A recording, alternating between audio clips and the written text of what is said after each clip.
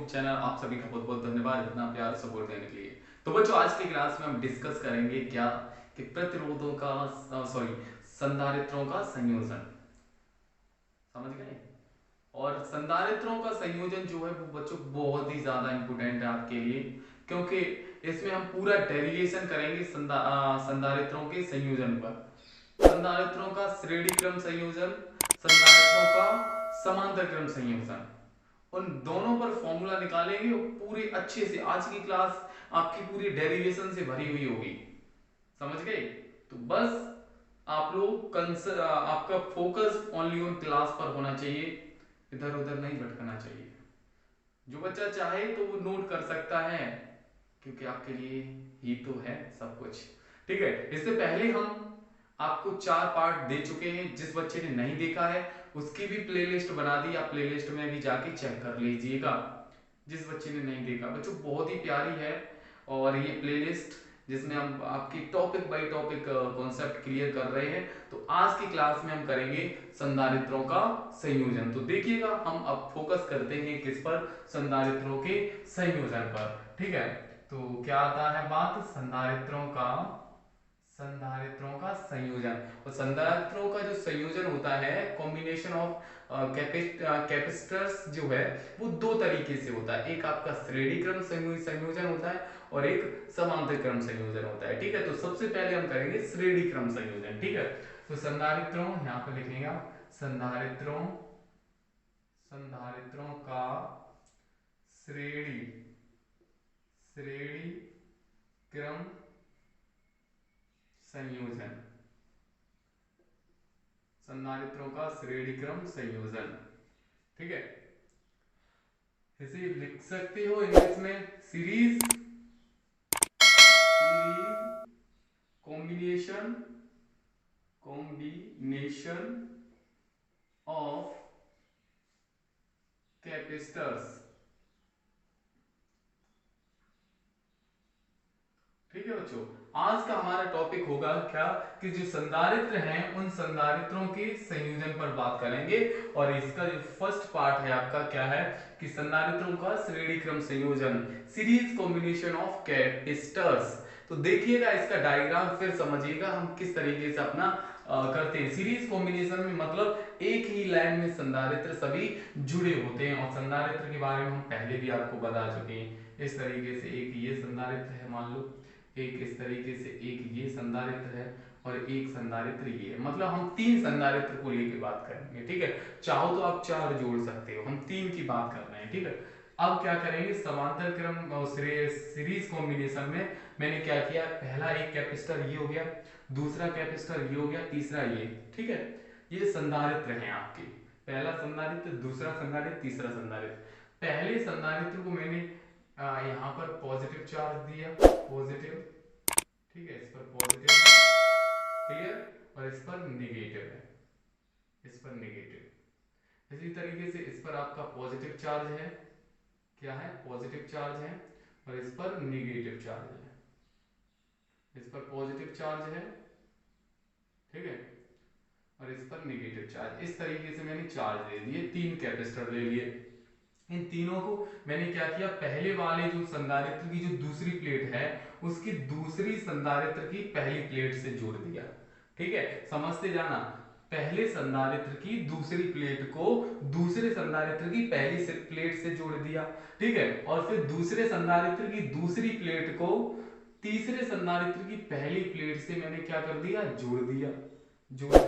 फिर क्या किया, जो तीसरी या अंतिम जो प्लेट है उसकी अंतिम प्लेट है, दूसरे सिरे को मैंने उसके किससे, बैटरी से जोड़ दिया। ठीक है, इसी तरीके से पहली वाली प्लेट के पहले सिरे को किससे जोड़ दिया, बैटरी से जोड़ दिया। इस तरीके से यहाँ पर ऐसे बनेगा आपका डायग्राम। ठीक है, ये इस तरीके से, इस पर पॉजिटिव है, ये नेगेटिव है। ठीक है, यहाँ पर विभव वोल्टेज बी बैटरी लगी हुई है। ठीक है, तो ये आपका कौन सा कॉम्बिनेशन है, श्रेणी क्रम संयोजन। ठीक है, पहले वाले संधारित्र की जो धारिता है वो C1, दूसरे वाले संधारित्र को मैंने मान लिया C2 और तीसरे वाले को मान लिया C3। ठीक है, अब जब देखो यहां से करंट फ्लो होता है, ऐसा गया ऐसे गया, और यहाँ से जाएगा करंट, तो करंट में कोई चेंजेस होगा? आप सोचिए, श्रेणी क्रम में, श्रेणी क्रम में क्या करंट में कोई चेंजेस हो रहा है? करंट तो सीधा जा रहा है, देखो सीधा इस तरीके से आई करंट फ्लो हो रहा है, क्या आई करंट फ्लो हो रहा है, इसमें सेम करंट फ्लो हो रहा है, ठीक है, यहाँ पर, ठीक है। आई करंट जो है श्रेणी क्रम में, ये कंडीशन याद रखना, श्रेणी क्रम संयोजन में, सीरीज कॉम्बिनेशन में क्या कि जो धारा होती है वो समान रहती है, सभी में बराबर धारा रहती है, ठीक है। लेकिन अलग अलग क्या होता है, समांतर क्रम संयोजन में अलग अलग रहता है विभव, पहले वाले पर विभव होगा V1, दूसरे वाले पर विभव होगा V2 और तीसरी वाली प्लेट पर होगा विभव V3, ठीक है, इस तरीके से ऐसे, ठीक है, ये कंडीशन याद रखना इस तरीके से। ये डायग्राम बन गया आपका, ठीक है। अब लिखोगे कैसे ये डायग्राम बनाने के बाद, माना जब संधारित्र की, माना 3 संधारित्र मैंने ले लिया, उसमें पहली संधारित्र की दूसरी प्लेट को दूसरे संधारित्र की पहली प्लेट से जोड़ दिया, तथा दूसरे संधारित्र की दूसरी प्लेट को तीसरे संधारित्र की पहली से प्लेट से जोड़ दिया, तथा पहले और अंतिम संधारित्र की, पहले संधारित्र की पहली प्लेट और अंतिम संधारित्र की दूसरी प्लेट को मैंने बैटरी V से जोड़ दिया। तो ये पूरा जो क्रम है वो आपका श्रेणी क्रम संयोजन है, यही आपका श्रेणी क्रम संयोजन है। माना आपका पहली प्लेट पर जो धारिता है वो C1 है, तथा दूसरी प्लेट पर धारिता C2 है, समझ गए, तथा तीसरी प्लेट पर धारिता C3 है। आगे देखो, तथा पहली प्लेट पर विभव V1, दूसरी प्लेट पर विभव V2, तीसरी प्लेट पर विभव V3, और इसमें एक समान धारा बह रही है। नोट करके लिख लेना कि श्रेणी क्रम संयोजन में धारा नियत रहती है, कांस्टेंट रहती है, चेंज नहीं होती है। जो मैं बोल रहा हूँ आप, ये कंडीशन आपको हिंदी में लिखनी है, ठीक है, हम यहाँ पर नहीं लिख रहे क्योंकि आपका क्वेश्चन जो है वो ज्यादा बोर्ड पर बनेगा नहीं, इतने बड़े हो जाएगा मैटर। तो अब हम क्या करेंगे, जो चीज अलग अलग होती है हम उसी को पकड़ते हैं, क्या कि यहाँ पर अलग अलग क्या है, विभव ही तो अलग अलग है, तो हम विभव को पकड़ेंगे, किसे पकड़ेंगे, विभव को।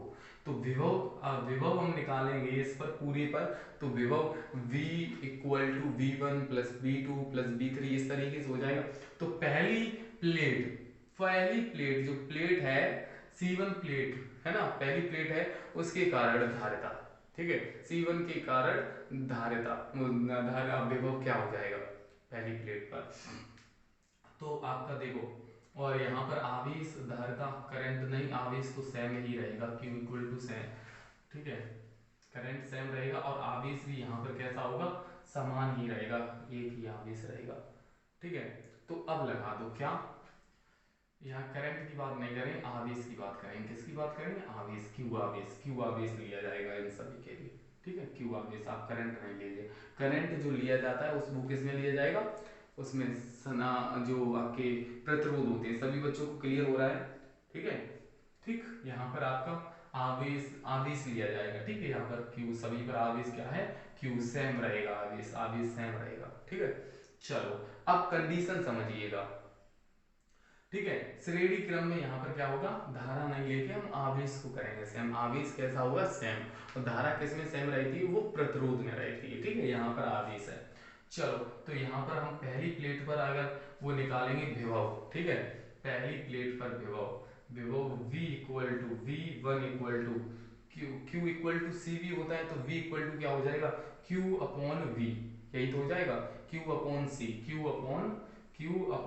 C, तो C क्या है पहली प्लेट के लिए, C1, समझ गए, पहले के लिए निकाल रहे हैं तो C क्या है, C1, और आवेश सभी पर कैसा सेम, पहली प्लेट पर हमने विभव निकाल लिया, दूसरी प्लेट पर अगर विभव निकालें तो V2 equal to Q upon C2 हो जाएगा, क्योंकि V इक्वल टू क्या होता है, Q अपॉन C होता है, तो ये कंडीशन हो गई हमारी, आ रहा है ना समझ में, अरे वाह, क्लियर है, बिल्कुल। इसी तरीके से V3 निकालोगे, तीसरी प्लेट पर विभव निकालोगे तो क्या हो जाएगा, Q अपॉन C3 हो जाएगा, ये हो गया।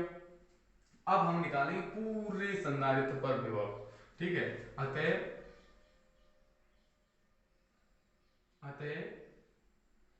संधारित्र संधारित्र पर कुल विभव, कुल विभव टोटल विभव क्या हो जाएगा, टोटल विभव V equal to V1 plus V2 plus V3, ये कंडीशन हो जाएगी। ठीक है, ये कंडीशन हो जाएगी। अब क्या करोगे, आपको V इक्वल टू इस पूरे के लिए निकालोगे तो V इक्वल टू क्या हो जाएगा, Q अपॉन C हो जाएगा। तो इस V की जगह Q अपॉन C रख देंगे इस पहली बार। ठीक है, तो Q अपॉन C रख दिया इक्वल टू Q, V1 की वैल्यू क्या है, Q अपॉन C1 प्लस इसकी क्या है Q अपॉन C2 प्लस इसकी वैल्यू क्या है आपकी Q अपॉन C3। ये कंडीशन हो जाएगी। समझ आ रहा है बच्चों, बिल्कुल। अब देखिए यहाँ पर हम क्या करेंगे, Q upon C equal to इन सभी से आपका कॉमन क्या है Q, देखो Q यहाँ यहाँ यहाँ सभी में इक्वल है, तो Q हमने क्या कर लिया, बाहर ले लिया, तो अंदर क्या बचेगा 1 अपॉन C1, यही तो बचेगा, Q बाहर ले लिया तो 1 upon C1 plus 1 upon C2 plus 1 upon C3, ये बच जाएगा, ये यही तो बनेगा। समझ रहे हो बच्चों, क्लियर हो रहा है। तो ये कंडीशन हो। अब देखो इस Q से ये Q कट जाएगा तो यहाँ 1 बचेगा ना, क्या बचेगा 1, तो यहाँ से हो जाएगा C equal to 1 upon C equal to 1 upon C1 plus 1 upon C2 plus 1 upon C3। ये हो गया आपका श्रेणी क्रम संयोजन में जो धारिता होगी वो ये होगी। ठीक है, क्या सीरीज कॉम्बिनेशन में जो आपकी इसकी जो कैपेसिटी होगी वो होगी 1 upon C equal to 1 upon C1 plus 1 upon C2 plus 1 upon C3। अगर n संधारित्र होंगे तो बस इसी तरीके से डॉट डॉट डॉट करके लेते जाएंगे। यहाँ 3 संधारित्र लिए थे तो 3 तक आया, 4 लेते तो एक और प्लस 1 अपॉन C4 हो जाता है, इस तरीके से। ठीक है, तो आई होप कि ये डेरिवेशन आप लोगों को समझ आया, कोई कठिन नहीं, बिल्कुल इजी है, समझ गए। बस हमने बीच में क्या इसकी जो लैंग्वेज है वो मैंने मुंह से बोल दी है, बस इस वजह से। ठीक है, आप आसानी से कर सकते हो अपनी लैंग्वेज में। ठीक है, अब देखो यहाँ से समझो कि ये तो आपका सीरीज कॉम्बिनेशन में जब आपका होगा क्या कि जब 2 संधारित्र दिए होंगे, ये तो 3 संधारित्र या 3 से ज्यादा की बात होगी तो ये वाला। ठीक है, आप लिखो यहाँ पर जब 2 संधारित्र, जब 2 संधारित्र, ठीक है, जब 2 संधारित्र दिए हों, ठीक है, जब 2 संधारित्र दिए हों तब आपका क्या लगाओगे। ठीक है, कौन से क्रम में हो, श्रेणी क्रम में हो, सीरीज कॉम्बिनेशन में हो, आपके श्रेणी क्रम संयोजन में, और कितने संधारित्र हो, 2 संधारित्र हो, तो आपको क्या लगाना होगा C इक्वल टू ऊपर into C1 into C2 upon C1 plus C2। ठीक है, ये कंडीशन लगाना आप। ठीक है, ये फॉर्मूला बिल्कुल इजी है, बहुत बढ़िया है कि जब संयोजन की तुल्य धारिता निकालनी हो और दोनों संधारित्र आपके किस में हो, श्रेणी क्रम में हो, तो आप क्या लगाओगे C इक्वल टू ऊपर इंटू नीचे n। क्लियर, और इनकी जो धारिताएं हैं सभी किस में आएंगी, फेराड में आएंगी। ठीक है, फेराड में। ठीक है, ये कंडीशन हो गई। ये कब होगी, जब 2 संधारित्र दिए होंगे, 2 संधारित्र। ठीक है, तब आपका ये होगा। अब ये स्टार लगा लेना पॉइंट को। अब एक और स्टार लगाने वाला पॉइंट क्या है, जब n समान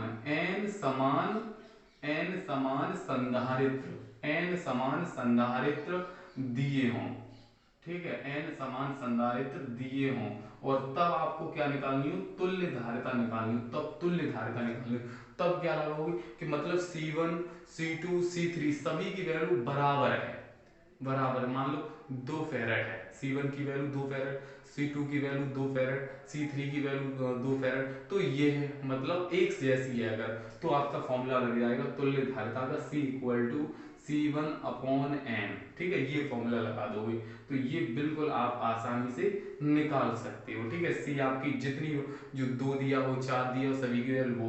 अब n क्या होगी, n जो होगी वो आपकी संधारित्रों की संख्या होगी, नंबर ऑफ कैपेसिटर्स। ठीक है, यहाँ पर आप लिख सकते हो संधारित्रों की संख्या, कितने संधारित्र हैं। ठीक है, संधारित्रों की संख्या n जो होगी वो होगी आपकी संधारित्रों की संख्या। मुझे उम्मीद है कि आपको ये जो डेरिवेशन है वो बिल्कुल अच्छे से समझ आना है। बिल्कुल, अब इस पर हम यहीं पर एक एग्जांपल दे दें, जैसे आप तब आसानी से समझ जाओगे क्या कि C1 बराबर C2 बराबर C3 3 संधारित्र है। एक मिनट बच्चों, ठीक है, बिल्कुल अच्छे से क्लियर है। ठीक है, एकदम अच्छे से दिख रहा है। तो देखो यहाँ पर देखो C1 C2 C3 सभी की वैल्यू अगर 2 माइक्रोफैरड है या फिर 3 माइक्रोफैरड है, ठीक है, तो आपकी अब वो कहेगी तुल्य धारिता ज्ञात कीजिए, तो आप क्या लगाओगे C इक्वल टू C1/N। तो C की वैल्यू क्या है, C1 की 2 है, अपॉन N क्या है, संधारित्रों की संख्या। तो कितनी संधारित्र, 1 2 3, तो 3 और माइक्रोफैराड, ये आपकी वैल्यू आंसर हो जाएगा। ठीक है, तो मुझे उम्मीद है कि अगर आपका देखो श्रेणी क्रम संयोजन पर कोई भी क्वेश्चन बने तो आप आसानी से कर सकते हो। ठीक है, ठीक है, श्रेणी क्रम संयोजन का यही आपका क्या है, एक पूरा डेरिवेशन है ये। ठीक है, अब एक बार फिर से हम एक बार समझा देते हैं श्रेणी क्रम संयोजन में क्या होगा, कि श्रेणी क्रम संयोजन में संधारित्रों के श्रेणी क्रम संयोजन में आवेश जो होगा वो समान रहेगा, कांस्टेंट होगा। आवेश सभी में कैसा होगा, इक्वल होगा, और विभव कैसा होगा, अलग अलग होगा। क्लियर, श्रेणी क्रम संयोजन में। ठीक है, इसका फॉर्मूला क्या निकल के आया, 1/C equal to 1/C1 plus 1/C2 plus 1/C3, ये आपका डॉट डॉट डॉट आगे होगा, तो ये हो जाएगा। जब दो संधारित्र दिए हों और उनकी तुल्य धारिता निकालनी, दो संधारित्र दिए हों और उनकी तुल्य धारिता निकालनी हो संधारित्र की, तो क्या होगा, ऊपर इंटू नीचे ऐड करके लगा सकते हो फॉर्मूला। दो संधारित्रों को ऊपर ऐड करेंगे, नीचे मल्टीप्लाई, उस ऊपर इंटू करेंगे, नीचे ऐड कर देंगे, और अगर n समान है तो ये लग जाएगा। मुझे उम्मीद है कि आज के जो क्वेश्चन सॉरी ये डेरिवेशन है वो बिल्कुल आपको अच्छे से समझ आया होगा। अब हम करते हैं अगली स्लाइड में कौन सा, समांतर क्रम वाला, तो वो भी आपका बहुत ही अच्छा है। बस कम समय में आपको देखो कितना बढ़िया डेरिवेशन हम आपको प्रोवाइड कर रहे हैं, फिर भी आपको आप सोच सकते हो। देखिए बच्चों, अब इस स्लाइड में हम क्लियर करेंगे संधारित्रों का समांतर क्रम संयोजन, पैरेलल कॉम्बिनेशन ऑफ कैपेसिटर। ठीक है, तो इसका पूरा डेरिवेशन करेंगे। तो देखिएगा जल्दी से क्या है कि किस तरीके से संधारित्र ले जाएंगे। तीन संधारित्र को लेके करते हैं, 1 और 2 और आपका तीसरा ये है। तीन संधारित्र ले लिए, तीनों संधारित्र पर क्या है, यहाँ पर पॉजिटिव, ठीक है, इस पर भी पॉजिटिव, इस पर पॉजिटिव, यहाँ भी आपका पॉजिटिव चार्ज है। ठीक है, पॉजिटिव, ये नेगेटिव प्लेट है, माइनस की प्लेट है, ये माइनस। ठीक है, माइनस, इस तरीके से, तो माइनस प्लेट है। अब यहाँ पर हम क्या करेंगे, ऐसे करके प्रत्येक जो प्लेट है ये तीनों को हम क्या करेंगे, प्रत्येक संधारित्र को हम इनकी पहली प्लेट को हम एक्स सिरे से जोड़ेंगे। किससे जोड़ेंगे, ये आपका एक्स सिरा मैंने मान लिया, क्या मान लिया, एक्स सिरा। प्रत्येक प्लेट की पहली जो प्रत्येक संधारित्र की जो पहली प्लेट है उसे हम एक्स से जोड़ेंगे, एक्स सिरे से। ठीक है, और दूसरी जो प्लेट है उसे हम जोड़ेंगे बाई सिरे से। किससे जोड़ेंगे, बाई सिरे से। ठीक है, बाई सिरे से, इसे मैंने डाल दिया बाई। तो ये जो पूरा जो कॉम्बिनेशन है यही आपका समांतर क्रम संयोजन है, आपका यही आपका पैरेलल कॉम्बिनेशन है। ठीक है, और इनको लास्ट में किससे जोड़ दिया, इस तरीके से एक बैटरी से जाके जोड़ दिया बाद में, इस तरीके से ऐसे करके, यहाँ पर पॉजिटिव यहाँ पर नेगेटिव। ठीक, अब यहाँ से चार्ज जा रहा है भाई, इस तरीके से गया। अब जाने के बाद इसकी तीन दिशाओं में बट गया भैया, जा गया, ये जा रहा है चार्ज, आवेश क्या जा रहा है, क्यू आवेश जा रहा है यहाँ से इस बैटरी से। ये जैसे ही गया और जैसे ही एंट्री किया इसने, तो यहाँ पर एक भाग Q1 में बट गया, दूसरे में Q2 में बट गया, तीसरे में Q3 में बट गया, मतलब तीनों में अलग अलग बट गया। तो यहाँ से ये सिद्ध होता है, ये पहली प्लेट है, इसकी धारिता C1, दूसरी वाली प्लेट की C2, तीसरे वाली प्लेट की C3। ये तीन संधारित्र हैं, पहले पर C1, दूसरा C2, तीसरा C3, इस तरीके से संधारित्र हो गए। ठीक है, और यहाँ से इस बैटरी से आवेश गया, आवेश जाने के बाद ये तीन डायरेक्शन में बट गया, तो जाने के बाद ये इस तरीके से लौटेगा, यहाँ पर भी आपका Q हो जाएगा, प्लस Q। ठीक है, तो यहाँ से ये सिद्ध होता है क्या कि जब समांतर क्रम संयोजन में, जब समांतर क्रम संयोजन में संधारित्रों को जब जोड़ा जाता है तो वहां पर आवेश जो होता है वो अलग अलग होता है। तीनों पर देखो, पहले पर Q1, दूसरे पर Q2, तीसरे पे Q3, अलग अलग भाग में डिवाइड हो गया। लेकिन जो विभव होगा, विभव जो होता है वो सभी पर समान होता है। विभव जो होता है सभी पर कैसा होता है, समान होता है। तो ये कंडीशन आप हमेशा नोट कर लेना, क्या कि संधारित्रों के समांतर क्रम संयोजन में आवेश अलग अलग होता है। ठीक है, और विभव सभी पर समान होता है। ये कंडीशन आप नोट कर लेना स्टार लगा के। ठीक है, अब हम पहली प्लेट पर आवेश निकालें, किस पर निकालें, पहली प्लेट पर अगर आवेश निकालेंगे तो क्या हो जाएगा, Q1 इक्वल टू, पहली प्लेट पर Q1 equal to, Q equal to क्या होता है, CV। तो C और C1 और V विभव तो समान रहता है, तो पहली प्लेट पर आवेश क्या हो जाएगा, Q1 इक्वल टू C1V, समझ गए। अब दूसरी प्लेट पर हम आवेश निकालें तो Q2 इक्वल टू क्या हो जाएगा, C2V। विभव सभी में समान होता है, तो कौन से क्रम में, समांतर क्रम में, तो Q2 इक्वल टू हो जाएगा C2V। तीसरी प्लेट पर अगर हम आवेश निकालें तो Q3 इक्वल टू C3V हो जाएगा। ठीक है, ये तो हमने पहली प्लेट पर आवेश Q1, दूसरी प्लेट पर आवेश Q2, तीसरी प्लेट पर आवेश Q3। ठीक है, तो पहली प्लेट पर आवेश क्या, C1V, दूसरी पर C2V, तीसरी पर C3V। अब हम निकाले पूरे संधारित्र पर आवेश। ठीक है, तो पूरे संधारित्र पर आवेश क्या होगा, आवेश कुल संयोजन का कुल आवेश, टोटल आवेश अगर निकालें, कुल आवेश अगर निकालें, अतः अतः अतः संयोजन अतः संयोजन संयोजन का कुल आवेश, कुल आवेश आवेश टोटल आवेश निकालना चाहें तो क्या हो जाएगा आपका, Q इक्वल टू, इन सभी को ऐड कर देंगे ना, तो Q1 plus Q2 plus Q3, सभी को ऐड कर देंगे तो ये आवेश हो जाएगा Q equal to Q1 plus Q2 plus Q3। इन सभी को ऐड करो। अब देखो Q इक्वल टू, वैसे Q इक्वल टू क्या होता है, Q इक्वल टू होता है आपका CV, तो वही यही वैल्यू पुट कर दी, तो Q इक्वल टू क्या रखोगे, CV, यहाँ पर आ जाएगा Q की जगह CV। अब इक्वल टू Q1 की वैल्यू क्या है, Q1 की वैल्यू है आपकी C1V, ठीक है, प्लस Q2 की वैल्यू क्या है आपकी C2V, तो यहाँ पर लिखेंगे C2V, प्लस आपकी Q3 की वैल्यू क्या है, Q3 की है आपकी C3V। ये कंडीशन हो जाएगी।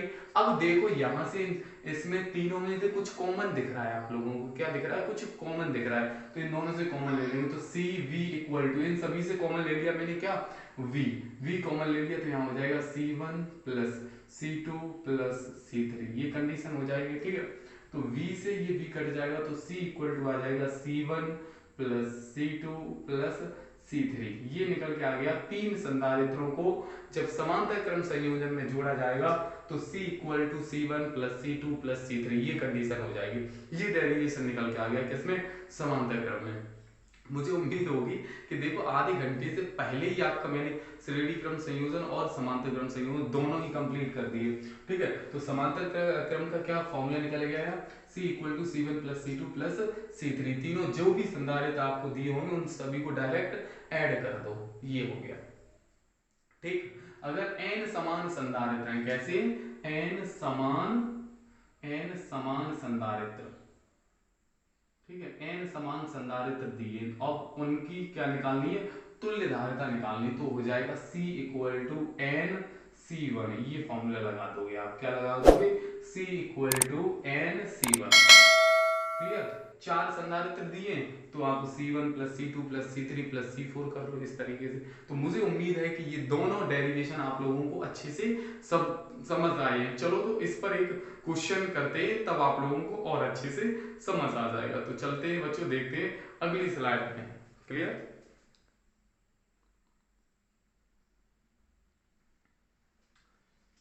देखिए बच्चों, अब आया आपका जो हमने अभी डेरिवेशन किए उन पर रिलेटेड एक क्वेश्चन, और ये जो क्वेश्चन है बच्चों बहुत ही अच्छा है, बहुत ही अच्छे, ये कॉन्सेप्ट भी समझ लीजिए क्या, कि न्यूनतम धारिता और अधिकतम धारिता कब निकालेंगे भैया। तो ये कंडीशन याद रखना, जब न्यूनतम धारिता की बात करें और या अधिकतम धारिता की बात करें, तो अधिकतम न्यूनतम धारिता के लिए आप किस क्रम में जोड़ोगे। ठीक है, जो तीन कैपेसिटर दिए होंगे या चार संधारित्र दिए हों या तीन संधारित्र दिए हों, और वो कह रहा हो कि उन्हें उसकी न्यूनतम धारिता निकाली, मतलब न्यूनतम कम से कम वाली धारिता निकाली, तो कम से कम न्यूनतम की बात करें तो उसे आप जोड़ दोगे कौन से क्रम में, श्रेणी क्रम संयोजन में। ठीक है, न्यूनतम धारिता की बात करें तो, और अधिकतम धारिता की बात करें तो उन्हें जोड़ दो आप समांतर क्रम संयोजन में, तो अधिकतम धारिता निकलाएगी। तो इसी तरीके से इस क्वेश्चन में हम करेंगे क्या, कि सॉल्यूशन देखो भैया, सॉल्यूशन में सबसे पहले क्या कह रहा है, तीन संधारित्र हैं, तो पहला मैंने मान लिया C1 इक्वल टू 0.50 माइक्रोफैरड, पहला आपका संधारित्र हो गया। दूसरा संधारित्र C2 इक्वल टू कितना है, 0 पॉइंट कितना है आपका 0.30 माइक्रोफैरड, और C3 की वैल्यू आपकी कितनी है 0.20 माइक्रोफैरड। ये तीन संधारित्र हैं, मैंने तीनों को मान लिया C1 C2 C3 इस तरीके से। सबसे पहले वो कह रहा है कि इसकी न्यूनतम धारिता किस क्या निकालनी, हमें सबसे पहले निकालनी न्यूनतम धारिता, ठीक है, न्यूनतम मिनिमम कैपेसिटी, न्यूनतम धारिता। तो याद रखना क्या कि सॉरी न्यूनतम धारिता, जब न्यूनतम धारिता की बात करें, ठीक है, तो उन संधारित्रों को आप जोड़ दोगे कौन से क्रम में, श्रेणी क्रम संयोजन में, ठीक है, श्रेणी क्रम संयोजन, श्रेणी क्रम संयोजन में। क्लियर, ये चीज याद रखना। ये एक चीज, अगर न्यूनतम धारिता की बात करें तो जितने भी संधारित्र आपके दिए हैं उन सभी संधारित्रों को आप किस में जोड़ दोगे, श्रेणी क्रम संयोजन में, ठीक है। तो श्रेणी क्रम संयोजन का फॉर्मूला क्या होता है, 1/c equal to 1/c1 plus 1/c2 plus 1/c3, यही तो फॉर्मूला होता है। बिल्कुल सर।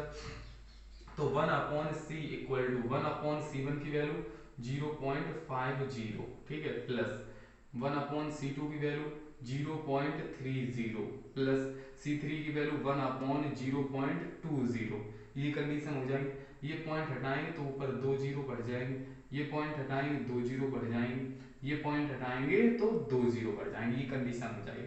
तो आपका हो जाएगा 1/c equal to 100/50 50 plus 100/30 plus यहाँ पर 100/20, ठीक है, ये कंडीशन हो जाएगी।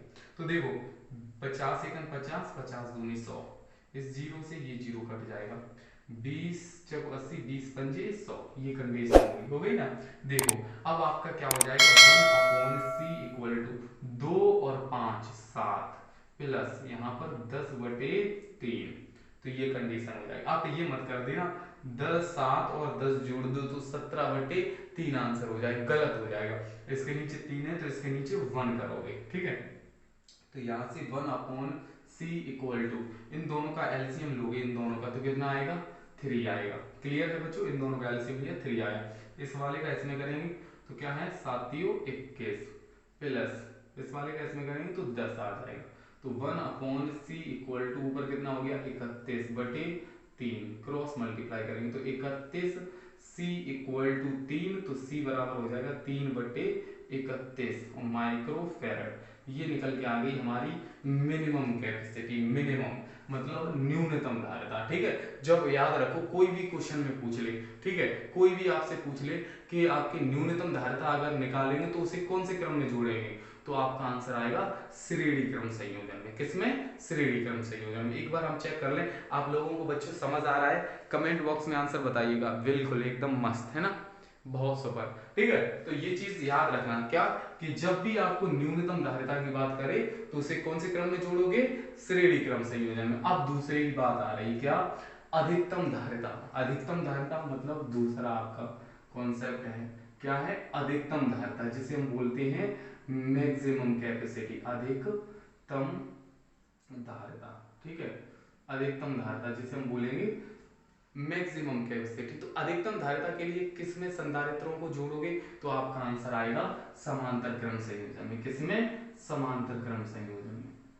समांतर क्रम संयोजन में, ठीक है। ये कंडीशन याद रखना। जिस बच्चे को ये कंडीशन अगर याद रहेगी, श्रेणी क्रम संयोजन में न्यूनतम होगा और अधिकतम जो होगा वो समांतर क्रम में होगा, तो वो बच्चा ये नहीं, आपको मतलब इस क्वेश्चन में बताओ कहीं दिया था कि श्रेणी क्रम में जोड़ो या समांतर क्रम में जोड़ो, नहीं दिया था। तो बस आप लोगों को ये कॉन्सेप्ट आप क्वेश्चन कर सकते हो। मतलब आपको जैसे मान लो अभी अधिकतम आपको लोग श्रेणी क्रम में नहीं पता है कि अधिकतम के लिए समांतर क्रम में जोड़ा जाता है या न्यूनतम के लिए श्रेणी क्रम में जुड़ा, अभी नहीं पता है, तो आप क्या कर लोगे, क्या 3 संधारित्र दिए ये, अब इसमें बोल रहा है कि न्यूनतम धारिता निकालो और इसमें बोल रहा है कि अधिकतम धारिता, क्या आप निकाल लोगे, बताओ निकालो, नहीं निकाल पाओ तो ये कंडीशन आप मोस्ट इंपोर्टेंट याद रखना, छाप के रखना है ये चीज, स्टार लगा लेना कि जब भी आपको न्यूनतम धारिता की बात करेगी तो जितने भी संधारित्र दिए होंगे उन्हें श्रेणी क्रम में जोड़ोगे, ठीक है। और जब अधिकतम धारिता की बात करेंगे तो जितने भी संधारित्र दिए होंगे उन्हें किस में जोड़ोगे, समांतर क्रम में जोड़ोगे। मुझे उम्मीद है कि ये चीज आपने स्टार लगा ली होगी। बिल्कुल, अब हम क्या निकालें, अधिकतम धारिता निकालें तो C इक्वल टू क्या हो जाएगा, C1 plus C2 plus C3। ये क्यों किया, क्योंकि भैया 1 2 3 संधारित्र है तो तीनों को जोड़ेंगे।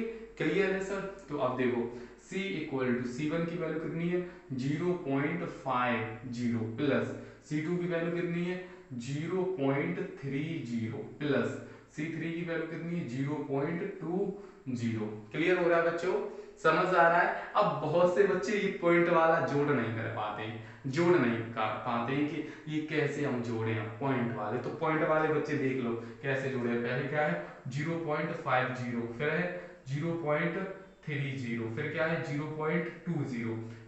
जोड़ो तो यहाँ 0 हो जाएगा, ये देखो 5 और 3 8, 8 और 2 10, 10 की 0 हासिल यहाँ पे आ जाएगा, पॉइंट की जगह पॉइंट ही तो यहाँ पर, तो ये आ जाएगा 1.00, मतलब 1 C इक्वल टू 1.00। ठीक है। अब पॉइंट के बाद अगर कोई भी जीरो हो, समझ गए, पॉइंट के बाद समझ आ रहा है ना, पॉइंट के बाद अगर कोई भी जीरो हो उससे हमें कोई फर्क नहीं पड़ता है, तो यहाँ से C इक्वल टू आ जाएगा 1 माइक्रोफैरड। ठीक है। मुझे उम्मीद है कि आप अब इस तरीके से अगर अधिकतम धारिता पूछी जाए या न्यूनतम धारिता पूछी जाए, चाहे वो कहे श्रेणी क्रम में जोड़ो, चाहे क्वेश्चन में कहे समांतर क्रम में जोड़ो संधारित्रों को, तो आप आसानी से कर लोगे। और इस पर चाहे क्वेश्चन में आपका आ जाए डेरिवेशन कीजिए, इसका पूरा फॉर्मूला निकाल के बताइए, तो आप फॉर्मूला भी निकाल सकते हो। तो देखो आप आधे घंटे मतलब मात्र 30 मिनट के अंदर आप कितनी चीजें कंप्लीट कर चुके, एक समांतर क्रम संयोजन कंप्लीट कर चुके, धारिता निकाल चुके, संधारित्रों का श्रेणी क्रम संयोजन कंप्लीट कर चुके, ठीक है, संधारित्रों का समांतर क्रम संयोजन कंप्लीट कर चुके और उस पर न्यूमेरिकल भी कर चुके। तो आज की क्लास आपके लिए कितनी अच्छी रही है ना, अच्छी लगी ना, बहुत अच्छी। तो फिलहाल आज के लिए इतना ही। जय हिंद, जय भारत, वंदे मातरम। बच्चों लाइक बटन पर प्रेस करके जरूर बता देना क्लास कैसी लगी आप लोगों को। Okay, bye bye, take care.